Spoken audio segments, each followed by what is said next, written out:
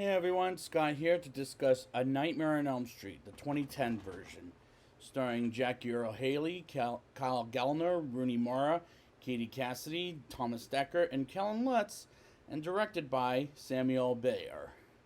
Now let's just get into the. Oh wait, before I get into it, I did see this in theaters, quite a few times actually, but who's counting?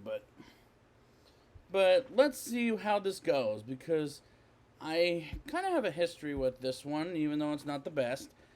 In Springwood, Ohio, there's a dream stalker, and his name is Freddy Krueger, played by Jackie Earle Haley, who's terrorizing Dean's dreams as Dean, played by Kellen Lutz, goes to a diner where Nancy Holbrook, yes, they give her a last name, played by Rooney Mara, works at. Dean comes off like an asshole, anyways. Nancy is bland, but I think that the performance goes to Jackie Earle Haley as Freddy, even though he reminds me of Rorschach from Watchmen, which is fine, but not quite as good as Robert Englund, in my opinion. Chris Fowles, played by Katie Cassidy, visits Dean while he hasn't slept for 3 days, while her ex-boyfriend Jesse Braun, played by Thomas Dekker, sees him, and he and his friends leave along with Quentin Smith, played by Kyle Gallner, and Dean kills himself as he dreams Freddy while in the diner. And this opening is beyond laughable. And the best character in this movie is Freddy Krueger, and unfortunately, that's not saying much despite it's like the other movies.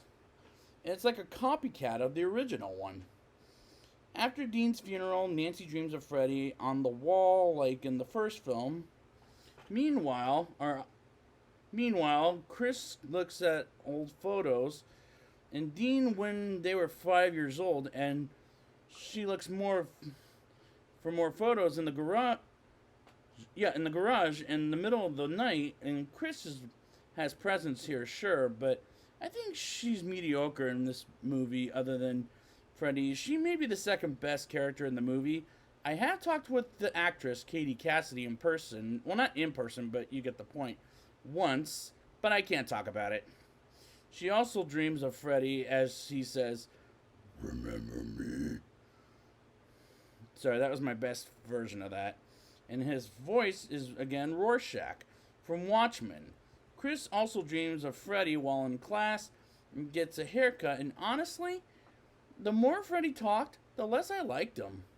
I really wish he would shut up because his comments are not too great when he comes to killing the kids, and he gets more and more flat throughout his dialogue, and I wanted more menace from this guy. Like later in the movie,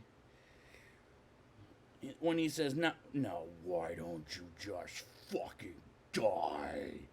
I wanted more of that and less of, "You look just as beautiful as ever," which is what she said to Chris during the class nightmare. I was actually pretty disappointed in him in this movie right off the bat, but I like the dream Chris has before she dies as Freddy counting down as he's playing hide and seek. And of course she does die here. If you saw the first film, you know the plot of this movie, and she was going to die here as well, and these characters don't have chemistry towards each other. Other than Chris and Jesse dated before any of this movie ever happened, Jesse sleeps with Chris until she gets killed, and he gets arrested like he did in that first film, which he's not guilty of, and all of this is familiar. And it felt like a shot-for-shot remake, sort of. Not like Psycho kind of way. Nancy and Quentin meet up at Powell's bookstore. Meanwhile, Jesse dreams of Freddy in his boiler room, which is the first time we've seen the boiler room, as he sees Dean and Chris's dead bodies, I'll say. And Freddy terrorizes him as he pokes a hole in Jesse's chest, and that death I felt nothing for Jesse. I don't care whether these characters lived or died. But we know Nancy's going to live based on the first film, and this is more painfully acted than in the original. Nancy does dream while in the bathtub like we saw in the first film in between her legs, and I don't really need that shot again, to be quite clear, guys. Then it snows in her bedroom while Freddy is trying to make Nancy remember who he is, other than other the Dreamstalker they know he is. And this is just preposterous. And now I'm bored out of my fucking mind. But we do get flashbacks of Freddy before he was burned up, and this version of the story was not as convincing as the 1984 film, when Quentin is leading to believe they got Freddy killed while he was molesting the kids, and just, terrible storytelling, just horrible. There were times I noticed the sound being much louder when the attacks of Freddy than the dialogue was ever hearable. And did it bug me quite a bit? And it did bug me quite a bit, actually. What am I talking about? As Nancy and Quentin go to the pharmacy store, and they go to the hospital and get out of... After Nancy signs something that could... And Nancy's mother actually signed something that could kill Nancy.